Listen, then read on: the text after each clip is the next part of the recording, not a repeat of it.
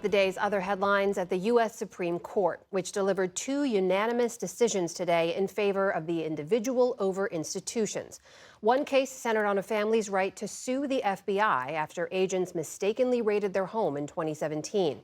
The justices agreed to revive the suit after lower courts ruled in favor of the agents, which could make it easier for others to sue the government in such cases.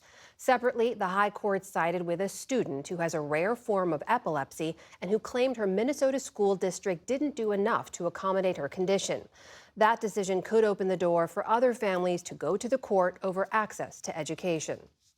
President Trump signed a measure today that blocks California's move to ban new gas-powered cars by 2035. In doing so, Trump reversed the Biden administration's prior approval of the first-in-the-nation rule. He also signed measures to overturn the state policies on tailpipe emissions and smog-forming pollution, calling such regulations crazy. California and 10 other states quickly challenged the move in court. Today's action is the latest volley in an ongoing battle between Trump and California's Governor Gavin Newsom, who blamed the president for what he called an all-out assault on his state. In Texas, flooding overnight has killed at least 4 people in San Antonio. Weather officials say more than 7 inches of rain drenched highways and washed away cars, leaving many drivers stranded. At least 2 people are still missing. Some people were forced to climb trees to escape the water. Officials say they made at least 65 water rescues during one 8-hour stretch. By mid-morning, the flooding was receding, though rain was still falling in some areas. Meanwhile, in South Africa, recent flooding has now killed at least 78 people, according to a government minister. Officials say rescue attempts in the Eastern Cape province have been paralyzed due to a lack of resources. The area is one of South Africa's poorest regions. Rescue teams are recovering bodies and searching for those still missing. Heavy rains on Tuesday burst riverbanks and sent 10 to 13 feet of water rushing into nearby towns. Officials say dozens of schools and hospitals were damaged and roughly 1,000 people were left homeless. Russia hit Ukraine overnight with a barrage of drones that killed at least 3 people. The strikes jolted residents awake in the northeastern city of Kharkiv. It's the latest in a series of ramped-up Russian aerial attacks this week. In the meantime, across the border, Russians celebrated Russia Day with concerts and other public gatherings. The holiday marks the anniversary of Russia's declaration of sovereignty in 1990. It comes as Ukraine's military claims that over 1 million Russian troops have been killed or injured during their 3-year war. That estimate is in line with Western intelligence estimates, though Russia hasn't provided any such numbers since early in the conflict.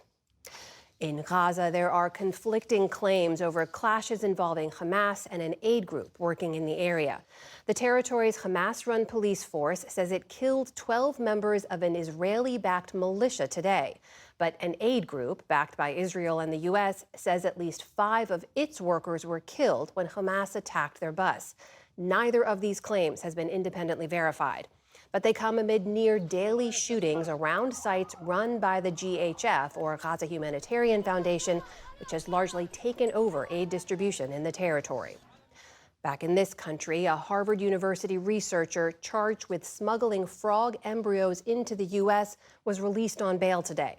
Russian-born Ksenia Petrova spent 4 months in federal custody after failing to declare a package of scientific samples on her way home from vacation. She was detained at Boston's Logan Airport in February and was then transferred to multiple detention centers. Following her release today, the 30-year-old was all smiles outside the courthouse. I just want to thank everybody who was supporting me, who was following my story.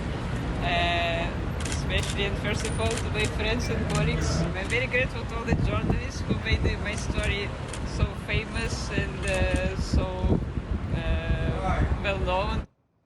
Petrova appeared on this program in April via video call from the ICE facility where she was held.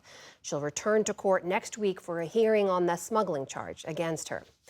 On Wall Street today, stocks edged higher after a reassuring update on inflation. The Dow Jones Industrial Average added around 100 points on the day. The Nasdaq rose 46 points, or 0.25%. The S&P 500 also posted modest gains. And former MTV host and VJ Ananda Lewis has died after a battle with breast cancer. But until then, I got a Snoop video for you, okay? And this one is... She helped to lead one of MTV's flagship programs, Total Request Live, or TRL, the iconic daily Top 10 music video countdown, along with other shows like Hot Zone. Her fame at the peak of MTV's prominence led to her own syndicated talk show, The Ananda Lewis Show, when she left the network in 2001. Lewis revealed her cancer diagnosis in 2020, saying that she had long avoided mammograms due to a fear of radiation exposure. She then used her platform to urge women to get screened. Ananda Lewis was just 52 years old. Still to come on the NewsHour, the U.S. House approves a bill that cuts funding for public broadcasting and foreign aid. The State Department orders some staff and families to leave the Middle East in a sign of heightened tensions with Iran. And San Antonio's mayor discusses the widespread protests against immigration raids. This is the PBS NewsHour from the David M. Rubenstein Studio at WETA in Washington, and in the West from the Walter Cronkite School of Journalism at Arizona State University.